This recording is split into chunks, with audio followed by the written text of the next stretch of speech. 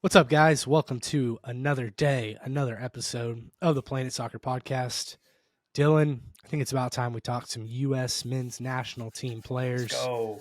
where they are, where they've been, where they're going, Big and summer. how we think, big summer, how we think they're going Big, to big perform. summer. Obviously, several notable names, some others that might not be as notable, but are definitely worth mentioning. I'm going to go ahead and let you start us off with saying your thoughts on kind of what you were looking for this summer from the USMNT, their players, what you hoped would happen, and then you can just go ahead and lead us into the big ones right away. Playing time. That's what I Playing wanted to time. see happen. And I think overall we saw a lot of players making moves that will lead to more playing time. There were a couple that may lead to it may have been Dest-esque moves, possibly a little too much, a little too fast, like we saw with Dest at Barcelona.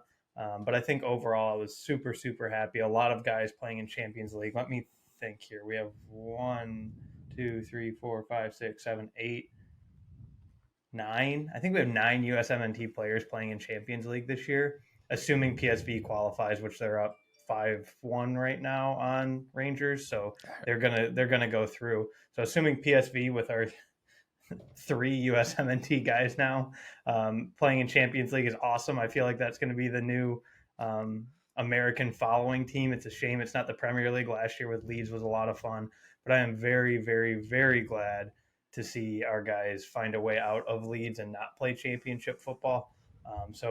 Overall, it was a super successful summer in my mind for USMNT players. Lots of development type moves, lots of stepping stone type moves for a couple of guys, and some of the bigger names getting to play on the biggest stages possible, which I think will Yeah. be really huge coming into a World Cup that we're hosting with very, very, very high hopes of not only advancing out of the group, but advancing a little bit deeper than we're used to. So I think for a single transfer summer, I think we're going to talk about maybe as many as 10 guys and their moves. And I think almost all of the moves, I would say, were quality moves that will better all of their careers. So it was an exciting summer for sure. And I'm excited we're going to try and make this a monthly little series that we do. This first one's probably going to be a bit longer because it does involve transfers and what we expect them to do at their new teams, and what the moves mean for their careers. But we are going to try and touch base at least once a month with you guys on where these guys are at, how they've been performing, who's getting playing time, who's not, that sort of thing throughout the year. Kind of a new wrinkle we wanted to add into the podcast this year. It's going to be again, once a month, midweek episode for us, just so you guys and selfishly for us to make sure we're keeping up on these guys, just Yeah. following Yeah. their progression throughout the year. Definitely. Let's start off with the captain, Mr. Christian Pulisic. We talked last week, perhaps, about how, or no, maybe it was even yesterday, about how Chelsea was not the problem for Havertz and Mount. Chelsea was absolutely the problem for Christian Pulisic. He got the move out of the Prem into Serie A, which is where we all thought he would be best suited to the defending, I'm sorry, not the defending champs anymore. Previous champs from 2 years ago, AC Milan. 2 goals in 2 games, playing time. If he stays healthy, it's going to be a big, big year for him. It seems like he is the first choice on the team sheet for AC Milan. How is this move for Pulisic? How excited does it make you? Oh, I'm all right. So I'm ecstatic from a USMNT side because it's a perfect fit. Seeing him play with Giroud and Rafael Leao, while I haven't watched a lot of AC Milan yet this year, I have been able to catch, probably a combined like 40, probably a half worth of football so far in their first couple of games. And Pulisic has fit in beautifully. Just as I think all of us expected. We've seen how he performs on the international stage for the U.S. We saw how he performed at Chelsea when he was allowed playing time. He was obviously, some of it was derailed by injuries, wasn't really able to get back into the team sheet after those injuries at Chelsea. So I think really he was one of those, really probably the only American that could have moved almost anywhere he wanted. When you really look at it, he could have gone to, I would say, 75% of the Premier League teams and started right away. probably could have gone to 100% of the Serie A teams and started right away, and almost all. So he really had his choice at where to go. Unfortunately for me, being a pretty massive Inter Milan fan, he did end up at AC Milan. So that part is a little tough for me. AC Milan is doing everything right. They had a great window. They got some Americans. They got cool kits. Their fans are great. It's a little bit tough for me because I'm going to be rooting for Pulisic, and we'll touch on Weah in a moment here, but I'll be pulling for them all season while being an Inter fan. It's going to feel a little bit weird. But at the end of the day, my number one priority is U.S. men's national team. I would say I would put them as far as my priorities go, even ahead of Newcastle. So I am excited overall for his move to AC because I think it will be a really nice fit. He's already had 2 goals in 2 games in Serie A. He scored in their final preseason game. So if you count preseason, he scored 3 goals in 3 matches. So everything seems to be clicking for him now that he is getting one of those solidified names on the team sheet, really getting his opportunity to flourish. And him playing with Giroud and Leao has been phenomenal. It has been, yeah. Giroud with the assist on Christian's first goal, and I'm just looking here. Ruben Loftus-Cheek, another former Chelsea guy, with the assist on Pulisic's first goal against Bologna. No, Torino. Excuse me, Torino. So he's working really well with Leao, with Giroud. Ruben Loftus-Cheek is thriving in this system as well. So I think Christian's in a good spot. He'll get playing time. It's really the question of injury. Please stay healthy, Christian. We really want you to flourish and really get back up there in the top ranks of the soccer world. The guy people. He feels like a guy that should get 15 league goals this year. Not comfortably, because nobody comfortably gets 15 league goals. But if we were looking at 15 goal contributions, I'd say. Oh, yes. 15 goal contributions fairly easily in Serie A. I think total goals throughout all competitions, he should comfortably hit 15, again, if he stays healthy. I do think it's a position where he's going to be asked to do some things that is similar to what he does for the U.S. men's national team. Obviously, he has a much stronger opposing or opposite side wing in Rafael Leao, being one of if not the best winger in Serie A.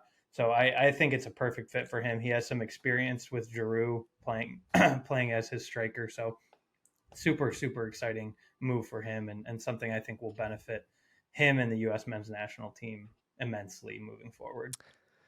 Agreed. Let's move on to another AC Milan guy. A little bit of a different situation here. You got Yunus Musah moving up in competition. You mentioned playing time at the start of the episode. This probably won't come to fruition as much. I would hope that just being in the AC Milan organization would help him develop just as much as where was he before? I'm blanking. Valencia. I want to say Villarreal. Valencia. Being an AC Milan system in their organization, hopefully he can learn from some of the best coaches in Italy, from some very, very good players. I think it was time for him to take the step up to more of a worldwide known team, kind of a team that is really, I don't know if it'll be a stepping stone for him, but I would think his next move would be that 50 million plus pound move. What do you see with Musah fitting into this midfield? How much playing time do we think he's going to get?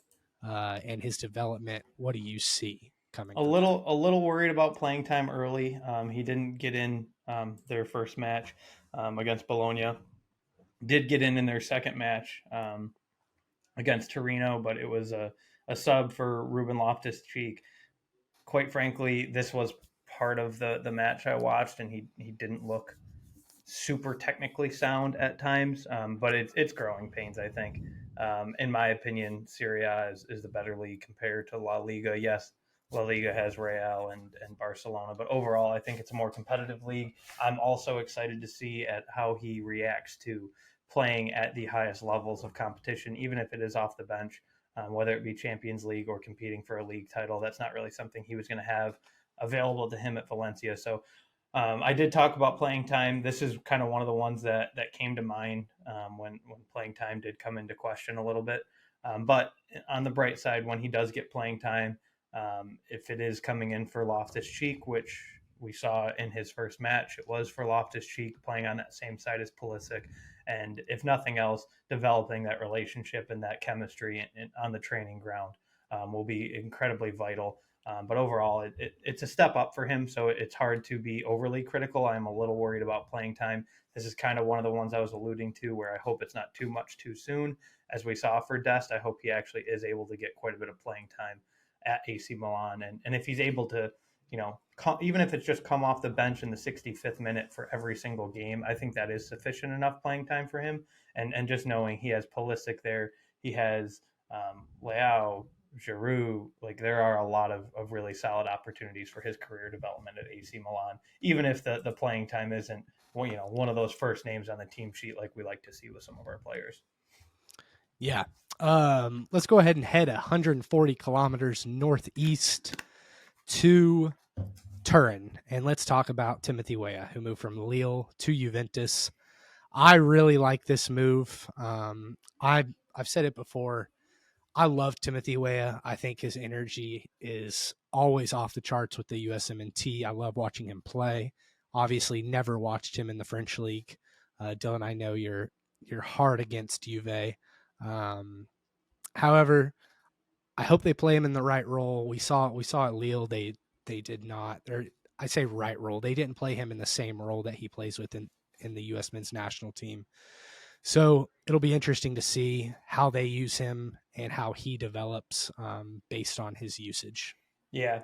For me, this is another one where personally, I wish it would have been a handful of other clubs. There were some very, very initial reservations from me based on McKennie's experience at Juve not going so well. But Weah coming from the lineage, if you will, that he came from with his father and his mother as well, both professional athletes. His father, obviously, a very big name in international soccer. I think he's a little bit more poised to succeed in the bright lights of Juve. There's obviously a lot of pressure going to a club like Juve, but he feels like a guy who is kind of built to flourish in that. So I am cautiously optimistic. There's so much controversy and so many issues, I guess, at Juve, both on and off the field, that there is a little bit of concern if that was the perfect move for him. But I think for his fee that he went for, it would have been hard to find a much more noteworthy side for him to take his next step at. So I am definitely excited to see him again making a large move, in my opinion, as far as league goes, playing at Juventus, a lot more pressure, a lot higher stakes.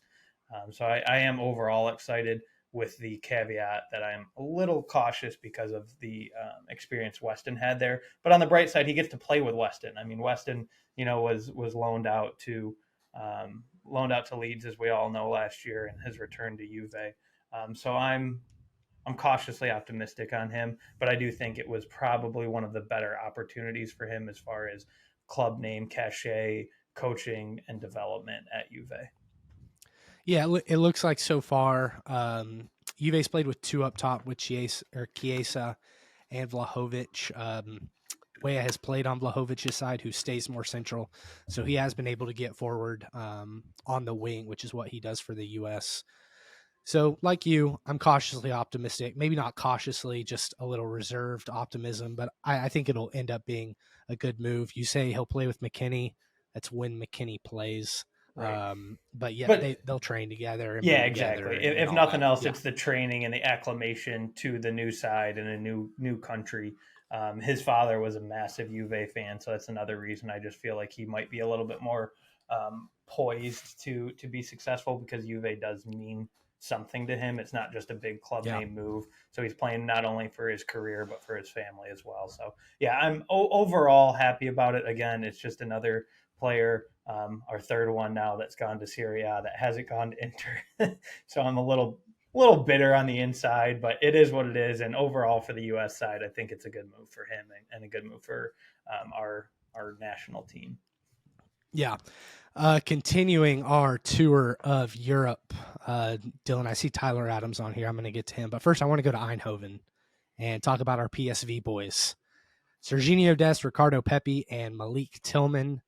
I think Serginho Dest has been just such a weird case with the USMNT. He was such a highly regarded prospect, and I think he's really been the one that stands out to me the most is regressing over the course of the past few years.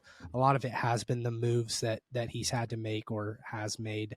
Obviously, to Barcelona, not really featuring much at all, really at all. Um, I would like to think he'd get some playing time in PSV, and I think he has so far. I really want Dest to get back to his confident self. That's what he needs. Same with Pepe. Pepe needs to generate goals. I think the Dutch league is perfect for both of these guys. It kind of feels like a reset without going to like a I don't know, a Belgian league or Swedish league or something. It's still a respectable league. They'll play good competition, but he's not going to be competing for a starting spot with the likes of guys on Barcelona. So Dest, go ahead and talk about him first. What are your thoughts on his move to PSV? Perfect move. He still gets Champions League, still gets high pressure games at Eindhoven. They're obviously always one of the premier Dutch league sides. And I think one thing that we talked about in our MLS episodes that kind of resonated with me specifically on Dest's move was some of the guys, not quite apples to apples, but some of the guys in the USMNT system that play in the MLS talking about the lack of substance that some of those games mean. And I think for him, when he was getting playing time at Barcelona, albeit rare, were pretty low stakes games. He wasn't seeing the Champions League games. He wasn't seeing the games against Atletico. He wasn't seeing the games against Real Madrid. So this is an opportunity for him to really step in and do a very important role. I think he's a guy that over the last 5 years has probably been one of our top 5 most exciting prospects. I don't even really want to call him a prospect at this point due to his age. But over the last 5 years, he's one of those 5 most exciting guys for a lot of USMNT fans. And I think the Barcelona move was a mistake, but it's a mistake that can certainly be he can certainly make up for that mistake now with a good spell at Eindhoven, a good solid year or two there, a good Premier League or I'm sorry, Champions League performance will certainly lead to him having a bigger move on his horizon. So this is one of those that it feels like an immediate step back, but overall a stepping stone into the future where he's going to really be able to flourish at Eindhoven and show everything that we've thought he should have been showing over the last couple of years. He's a guy that during the World Cup, I think a lot of us were a little bit disappointed with his performance.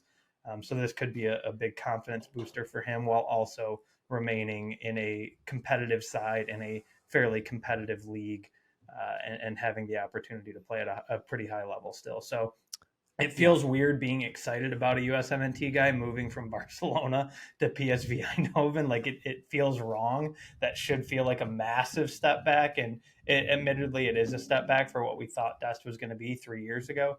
But I do think it's the right career move for him and one that I think will benefit him and his role with this American side. Yeah, and he's got Joe Scally on his heels for the USMNT. So he needs to get his confidence back. He needs to get playing time and needs to get back to what we thought he could be. The next PSV guy, Ricardo Pepi, former FC Dallas product, had a great year on loan at Augsburg. He had 12 goals in 29 appearances, proved himself capable of scoring in the Eredivisie. I like the move. I think he's going to get play time. And I think this – go ahead. So he was at Augsburg, but then he got loaned to the Eredivisie and played at like Groningen, however you say that. Oh yeah, you're right. He finished last season in the Eredivisie, playing very very well in the Eredivisie, but albeit for I believe the side that finished in last place. Augsburg said, "See you later," essentially. So he made the move to PSV. This will absolutely be a bench role for him. He is not overcoming Luke de Jong anytime soon. But I think this is a really good example of a solid developmental move for him. He gets to play under a Luke de Jong at his position. He gets to play with Serginho Dest, and we'll touch on Malik Tillman in a moment, who just today a loan was announced to PSV for him from Rangers. So it is it's somebody I'm not expecting high numbers for, but I think the move itself is very telling on what world football thinks of him. Moving from a relegated side to a top four side in any league does speak highly of your ability and what the league and the world of football thinks you should be able to produce. So I think it will be a guy that we might see, 5 or 6 goals this year. I don't expect him to light the world on fire at Eindhoven purely based on playing time, but developmentally, it feels like a really good move. Eredivisie, PSV included, and especially PSV actually is known for development of young players, especially young attacking players. So overall, I'm excited for it, but it's not a guy that I'm going to be looking at the stat sheet every week hoping to see his name. I kind of know what it is for him, and it's going to be more of a developmental move than anything else. Yeah, and the last one, Malik Tillman, as you mentioned, he's probably never going to feature heavily in the USMNT side you have on our notes here. It's just good to get him with two other US guys in Eindhoven. I want to pause here and say, if you guys don't know like the history of the Eredivisie and PSV and Ajax, it's a very historic league, very historic nation for soccer. A lot of modern football, soccer concepts have come from that league. If you're interested, go to YouTube, watch some videos on that league, who's come from that league, and kind of the significance that it has overall in the world. You say you're not going to be looking at Pepe's stats. I want to move on to somebody's stats that we will both be watching very closely, and that's Folarin Balogun, who recently got his move. He will be a starter at Monaco in the French league. I will always have a soft spot for Monaco. I don't know if it's because of their same. I think it was 17 to 19 teams or whatever it was. Also Formula One. It's just I just like the feel of Monaco. Their announcement video for him was awesome. I don't know if you've seen it yet. It just came out today, but it was all race car themed, and he had some pretty sick pictures, with race cars to tie in that Monaco and new F1 craze in the United States. So I thought that was super fun. From a playing perspective, though, I feel two ways on this. One, I'm very, very excited to see him play at Monaco, to return to the French league that he had massive success in. Monaco is making a very, very, very heavy push to finish in the top 3 probably this year, and I think he is a very integral part of that. The one reservation I have is Arsenal really needs a goal scorer, like a true young, healthy goal scorer.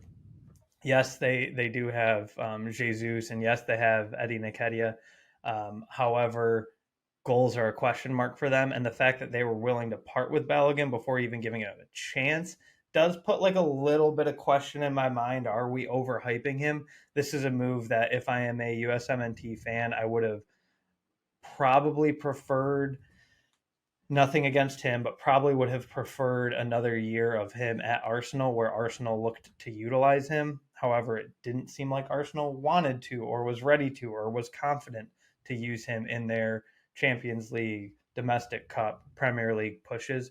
So if they weren't willing to use him, I'm glad he made the move. But the fact that they weren't willing to use him for those roles does put a little bit of doubt into me overall for him. But again, this is a guy who scored 20 plus goals last year in Liga, so I'm undoubtedly extremely excited. I think Monaco and their player development is going to go a long way for him. And overall, I am excited, but that is the one kind of hesitation I have on all in pure excitement is the fact that Arsenal was really willing to kind of cut bait. That being said, on the flip side, they got 40 million pounds for a guy who's never played in the Premier League, which is also highly, highly speaks of him and his ability and what the world of football thinks of him. It's a guy that you check out probably, maybe not our next one, but certainly the one after. I'll probably be in a Balogun Monaco jersey because like I'm all in on this guy. But that is my one slight reservation is if Arsenal needs a striker and they have this guy waiting in the wings, the fact that they were willing to part ways with him does put a little bit of a doubt in my mind. Yeah, I won't go too much into it. I think part of it might be system.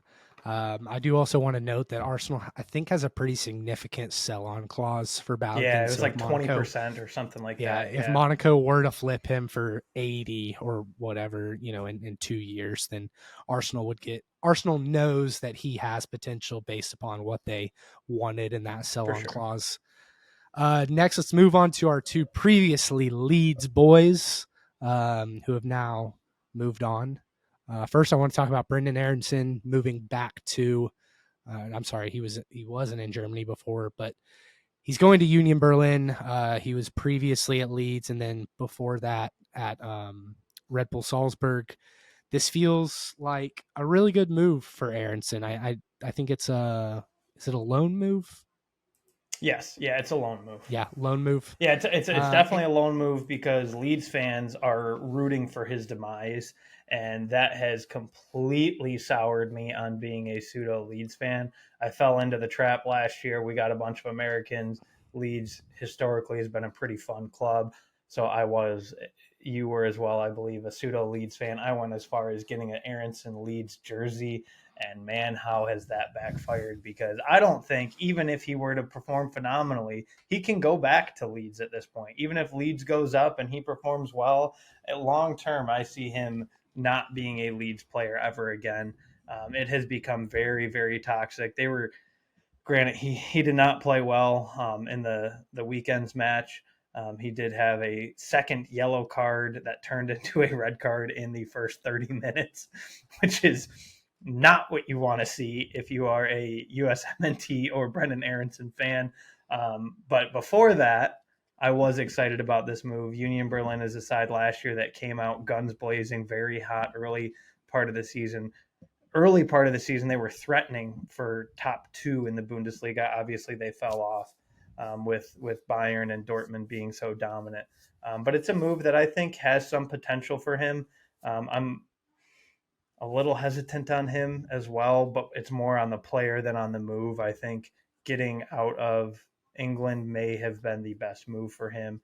Going to a he's side not a like Premier Union League Berlin, player. He's he's not a not. Premier League player. I don't think he ever will be. He doesn't have that physicality. I think the Bundesliga is a decent fit for him. I would have also just liked to see him stay at Salzburg for a while.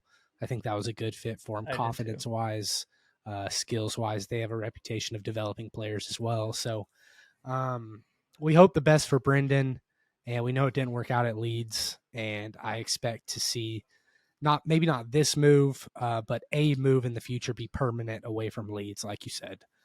Second guy, a little bit more exciting for us, Tyler Adams moving over to Bournemouth. Bournemouth just continues their excellent business.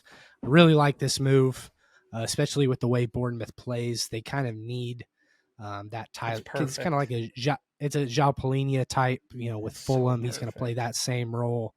He's just going to sure them up in that sixth role, and he's going to be a leader on that team. I think he needs to get back, get healthy, stay healthy, and I really think he's going to thrive at Bournemouth. Yeah, it's this is one of probably the move I'm second most excited for behind Pulisic. I think it's absolutely perfect. He had week in week out minutes at Leeds, so he needed to see that again. Aronson we saw was not always the first name on the team sheet at Leeds. McKennie when he got there because he was a late season loan was, but Adams was always a guy that was in there every single week. So that was the bare minimum I needed from him was to be in a top five league and to get everyday minutes. I Mm. Premier League was my preference because he feels like a Premier League player.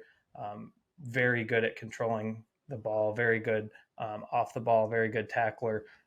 Kind of all the things that lead to a good Premier League defensive midfielder. He had all of those qualities. So I did want to see him stay in the Premier League. So I'm ecstatic he was able to. The other rumored move for him.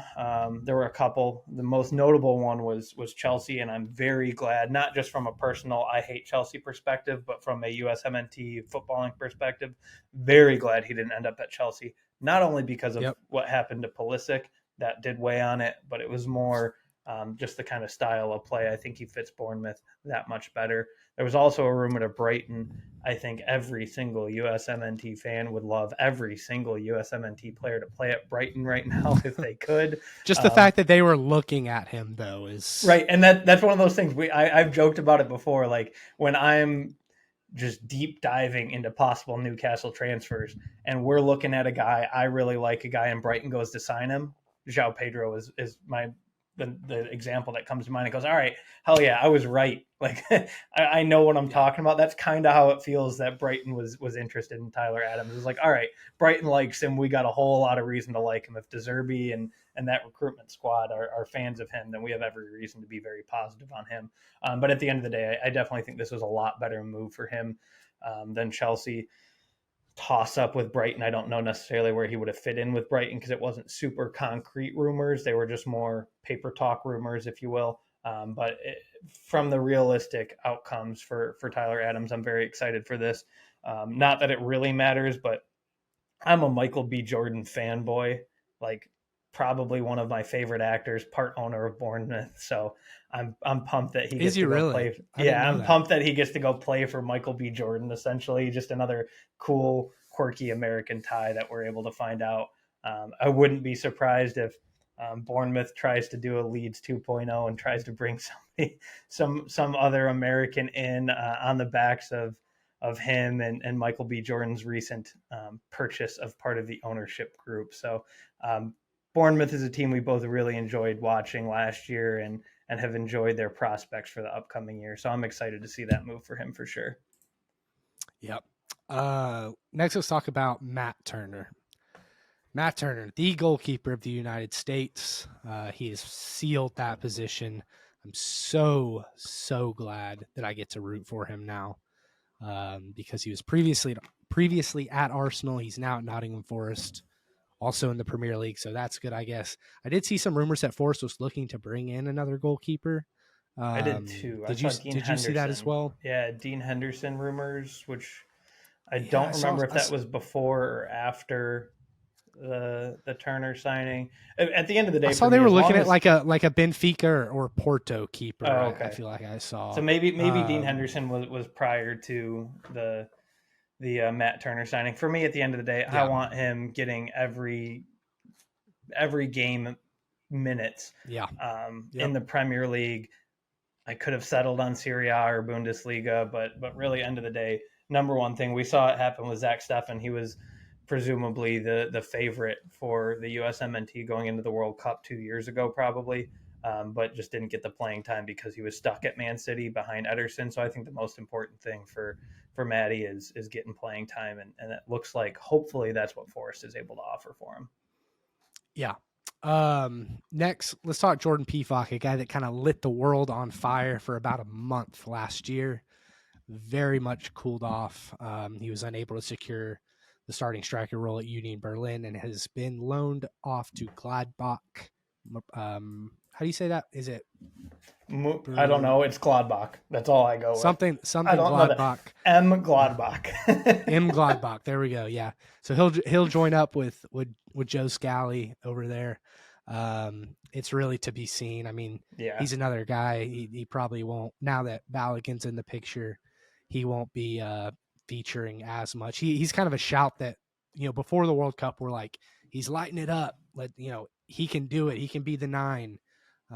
Obviously since cooled down, and we'll see what he can do at Gladbach. Just, he's just one of those guys you hope the best for, but he's probably not going to have a role in 2026 for sure. So yeah, long term, not a name of note, but excited to see him get more playing time. He was at Union Berlin, wasn't getting starting roles, and kind of forced the hand and said, "Let me go play," and that's something I respect, especially out of strikers.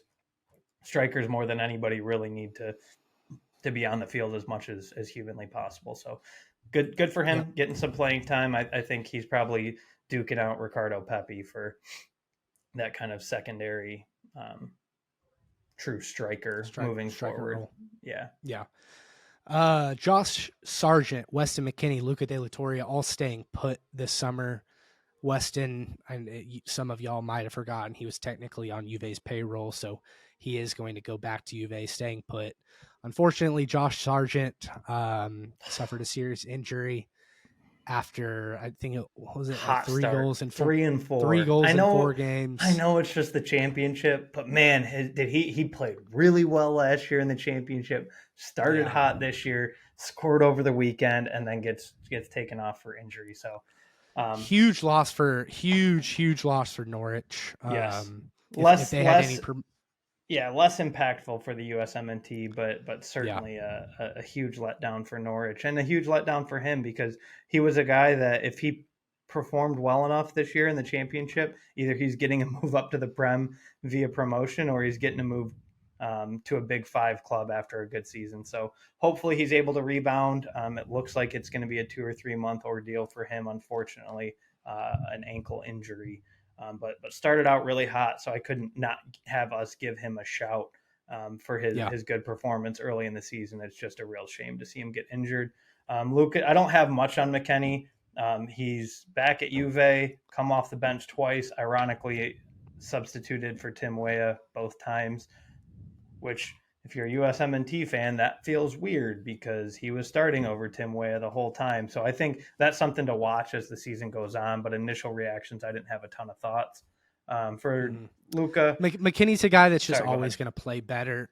I think he's just always going to play better for the USMNT than he is for a club side for whatever reason.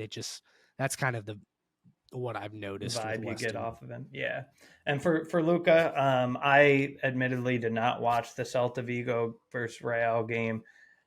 They did lose 1-0, but I heard the highest of praises for him in that game, which is super exciting.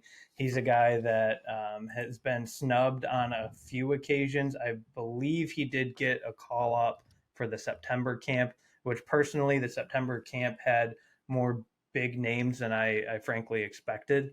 But he did get a call up for the summer camp or the September camp, I should say.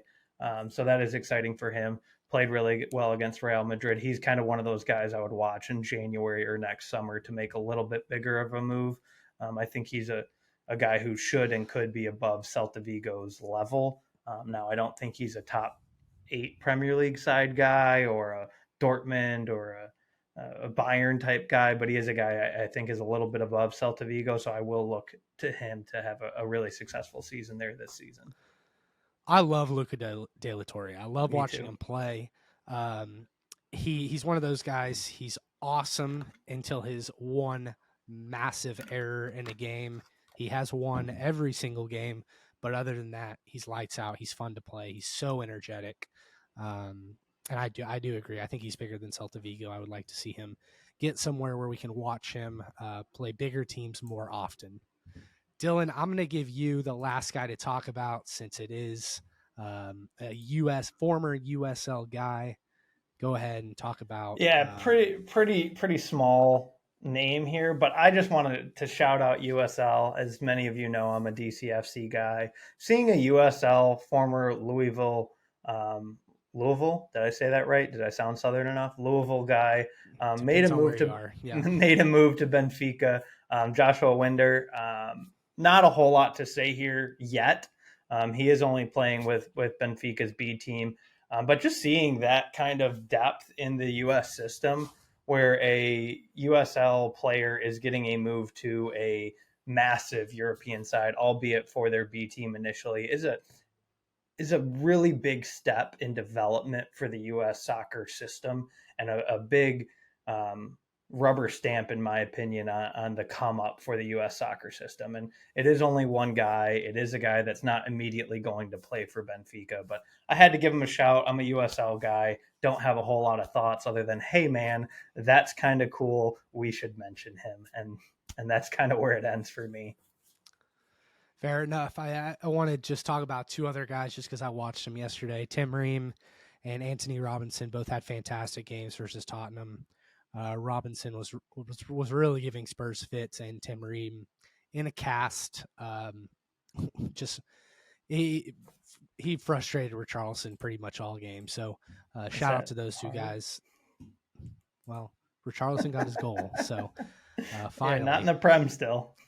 Yeah, still not in the Prem, but they both looked good. And Tim Ream, the grandpa of the group, I hope he's still around in 2026. He might be a coach at that point, honestly. That's that I think that pretty much does it. I think there are a few other rumors swirling around right now. I actually just saw that Chris Richards might be on the move. We'll see about that. But let us know what you guys think in the comments. Would you have liked to see any of these guys go anywhere else, or is there anybody else that you would like to see move before the transfer window ends? We appreciate you guys watching as always. Make sure to like, subscribe, follow, share, comment, all the others, and we'll talk to y'all next time.